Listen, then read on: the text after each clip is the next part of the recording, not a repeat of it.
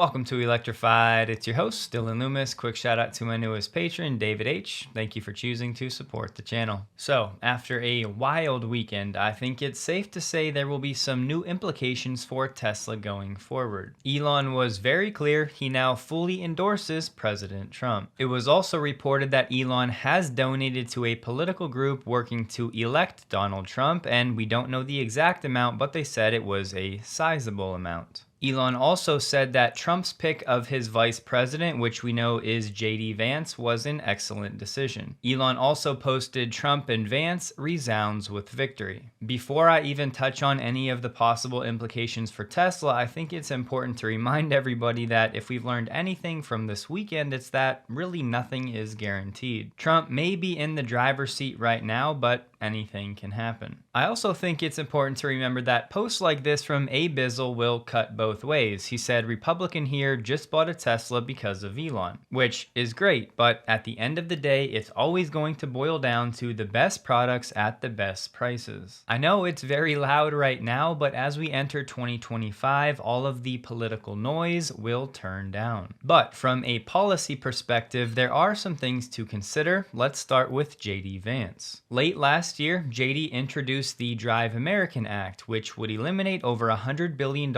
in existing EV subsidies and replace them with the America First vehicle credit to promote gas-powered vehicles made in the US. At the time, JD said right now the official policy of the Biden admin is to spend billions of dollars on subsidies for EVs made overseas. I'm still not sure how people are getting away making statements like this because those EV subsidies are for EVs made in North America, not overseas. The whole point of these subsidies is to make us less reliant on EVs and the supply chain from overseas. This America First vehicle credit would provide up to $7,500 for new gas or diesel-powered vehicles, including hybrids, based on a vehicle's payload and seating capacity. The vehicle must be assembled in the US with American parts by highly paid American workers. They said Jeep vehicles built by the UAW in Toledo would qualify for the credit if the workers at the facility are given a significant raise. Now, of course, JD Vance is a senator for Ohio, so comments like this are understandable. But hypothetically, removing the EV tax credit and then going a step further and introducing one for gas or diesel vehicles clearly would not be great for Tesla. At this point, I think it's also very important to keep in mind that there is a large chasm between political rhetoric and what people talk about on the campaign trail and even introducing legislation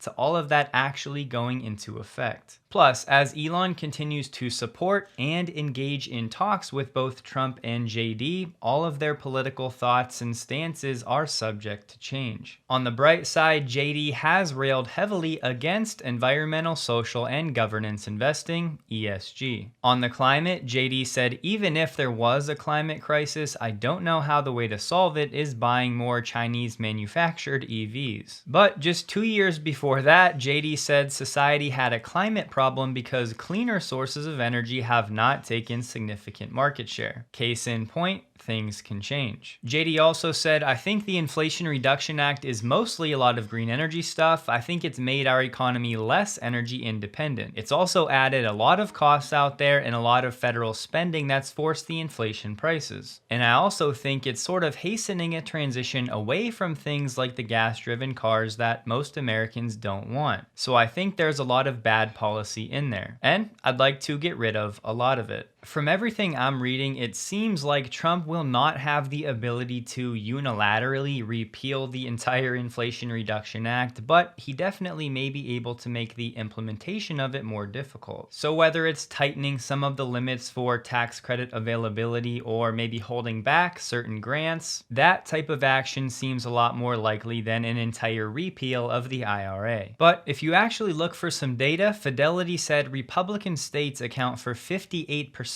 of the projects announced under the IRA, IRA, Democrat states are 32% and swing states are 10%. So Trump and JD may feel an obligation to publicly speak out against the IRA, but they cannot overlook all of the jobs and investments. On that front, from the DOE, North American battery and EV supply chain investments grew to more than $250 billion by the end of 2023. Investment by manufacturing products shows that cell production accounted for about half of all investments by the end of last year, followed by EV assembly at 22% and minerals at 12%. Looking at the chart, here's the line where the infrastructure law went into effect, and here's the line where the Inflation Reduction Act went into effect. You can clearly see the impact they've had. Naturally, we have Fred Lambert saying that some of JD's policies would crush Tesla's sales in the US. At least relative to the current administration, Elon and Trump have had a friendly relationship, and that was before Elon came out publicly endorsing Trump. And while these reports were later denied that Elon may become a policy advisor to Trump if he were to win, I still think it could actually be the outcome. So even if it's never an official role, I'm pretty confident that Trump would be going to Elon for feedback on certain topics, and that Trump would not want to do anything that would deliberately harm Tesla. And on the more optimistic side, there is a chance that Elon could help Trump and JD to see the light when it comes to Tesla's ability to help America become more energy independent. And I agree with Gene Munster on this one, as he said the significance of the endorsement goes well beyond EVs and could pave the way for Trump's administration to be pro-autonomy. This would likely quicken regulatory and state approval for these systems, unlocking a new, highly profitable revenue stream for the company. I would also argue that it's likely that in the event of a Trump presidency, the weaponization of these federal agencies against Elon would actually come to an end. I think it's largely overlooked how much time, money, and brain cycles are actually required to fight all of these battles against these federal agencies, and not just for Tesla, but all of Elon's companies. I'm really not a fan of generalizations like saying the left or the right always does one thing or another, but it is true that Elon endorsing Trump could bring a larger portion of those on the right into the EV realm. So perhaps Elon endorsing Trump will open the door for more Republicans to begin to understand that it's actually Tesla that has the most American-made cars. This weekend, Elon said, "Dangerous times ahead. 2 people on separate occasions have already tried to kill me in the past 8 months. They were arrested with guns about a 20-minute drive from Tesla's HQ in Texas." On that front, Alexandra has put together another shareholder letter, this time asking for Tesla's board to increase the security budget for Elon, the board members, the employees, and the sites. If you'd like to sign this in support of Elon and the team having better security going forward, I will have this link below. For what it's worth, I'm in the camp that believes Tesla will succeed no matter who is the president, but it's also true over the next year or so, it seems likely that from a political standpoint, there may be some policy changes that impact Tesla, some good, others not so much. Chuck Cook has reported that, at least for him, the phantom drain problem on the Cybertruck has been improved greatly. Over a 15-day period, his battery drain was only 11%. It was parked in a tree-covered driveway with Sentry mode and cabin overheat protection turned off. One software update was downloaded and installed. 11% is still material for a 2-week period, but this is much better than it was before. Chuck also said that Tesla ADAS operators were out driving his left turn. Chuck thought it could be for 12.4.5, but Elon replied saying 12.5. Elon also reiterated the amount of testing time it takes to figure out if the new AI is better than the existing AI, as measured by miles between interventions, is the limiting factor on progress. The better FSD gets, the longer it takes to find interventions. And yes, I'm aware that plenty of people are having no trouble finding interventions where they live. But since version 12.4.3 has seemingly stalled out when it comes to an actual wide release, there's a chance that 12.5 is now the version that is the one going to a wide release. That's pure speculation on my part, but if the validation testing for 12.5 goes well, there's a chance it could trump version 12.4.3. Holmars did post a video of 12.4.3 driving on the wrong side of the road while attempting to make a left turn, and this is not the first time we've seen this on 12.4.3. Holmars did, however, say they already fixed it. But there's a reason 12.4.3 has not gone to wide release, and there are clips out there like this one showing it going right through a red light, which is odd because I know a lot of us experience slamming on the brakes even at a yellow light.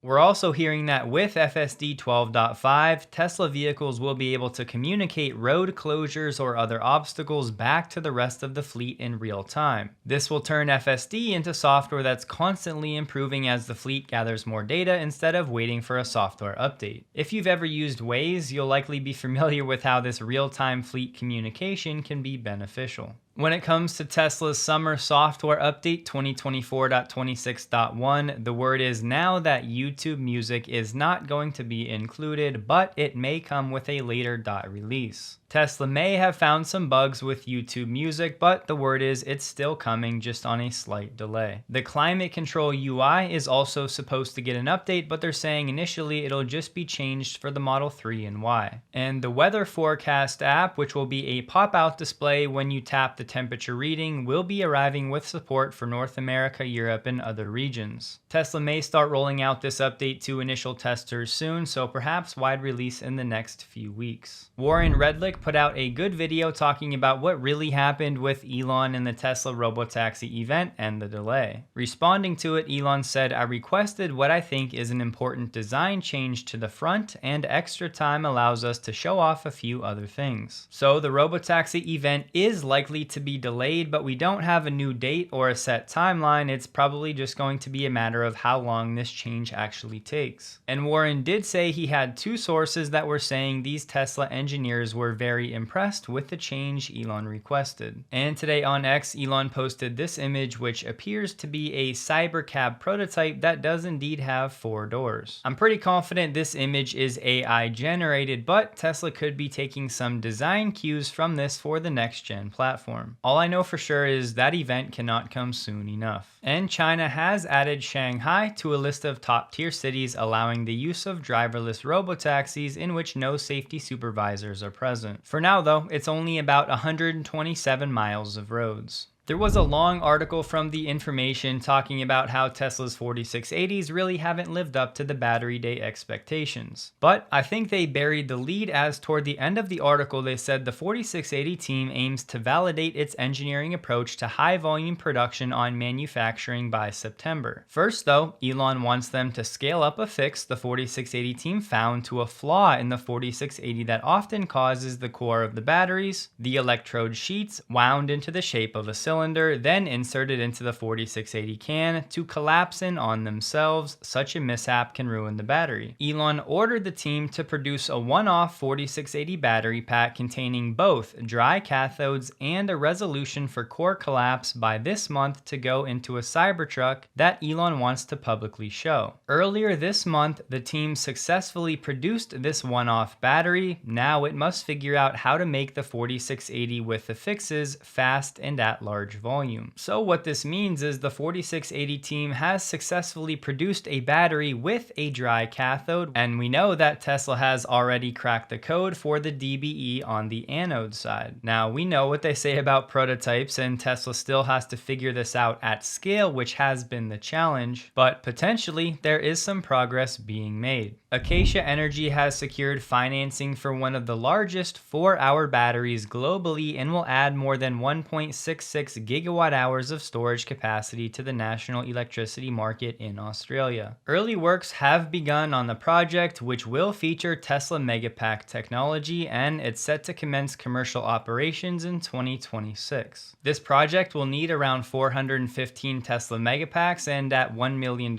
each, you can do the math. We got some awesome free marketing for Tesla in a recent Mr. Beast video. He had 10 Cybertrucks, and the people that were in this game basically had the option to shoot a free throw, and if they make it, they win one for one of their subscribers. But if they missed the free throw, they were eliminated from the game. I did watch this part of the video, and only 2 people actually made the free throw, so I think only 2 Cybertrucks were actually given away, but still awesome promotion. I say that because this video is the #1 on YouTube's trending, and in 2 days it already has 105 million views. Over the weekend, you may have seen these climate activists over in Germany that were pouring orange paint on a Cybertruck that was on display. Maybe it's just me, but I think it's time to start punishing people like this. Tesla is now offering an energy boost option for the Model Y for $1,600. This one unlocks 50 miles of range. Depending on your battery, some others have a $1,000 option for 30 miles of range. In May, Elon said the 260-mile range Model Ys built over the past several months actually have more range that can be unlocked. At the time, they were waiting for regulatory approval. People love to criticize this move by Tesla, acting like they're trying to win one over on their customers. But the customers that bought this Model Y with lower range actually paid less for their vehicle. So at the time, they were on board with both the price and the range. And now they have the option to upgrade. No one is forcing anyone to do anything. I don't know this for sure, but I think it's reasonable to assume if you have one of these vehicles and you don't upgrade, you should be able to charge your car to 100% without worrying about battery degradation, since there is extra capacity. It seems like I'm in the minority here, but all these people saying they paid for the whole battery pack, well, actually you didn't, because when you bought the car, you spent a few $1,000s less for that lower range number. It's just now you have the option to pay the difference for the whole battery pack. And by the way, reserving batteries like this actually hurts Tesla because they go all that time with the batteries in the car that they're not actually being paid for. And who knows, maybe Tesla just wanted to test the 4680 battery packs in the Model Y before pushing the packs to the limit, unlocking all of that range. Just a heads up, Tesla has some new apparel on the shop. Alexandra gave us an update that the motion to revise the initial opinion from Elon's compensation plan trial is now scheduled for August 2nd. Italy and Spain have decided to back the EU tariffs on imports of China-built EVs. Tonight is the deadline for all 27 EU members to take their stand on the matter. There's still a few months where both sides can negotiate, but this does impact Tesla, and they've already had to raise prices on the Model 3 for some countries. Tesla was looking to obtain a patent license ahead of their plans to launch 5G vehicles in the UK. Tesla wanted the courts to determine fair licensing rules, but a judge said in a written ruling Tesla's bid for a license must be thrown out, but Tesla's claim to revoke 3 of InterDigital's patents can continue. Tesla's move to 5G has a lot to do with lower latency and higher data throughput. Think about things like OTA updates, autonomous driving, Optimus, and then communication in and around its factories.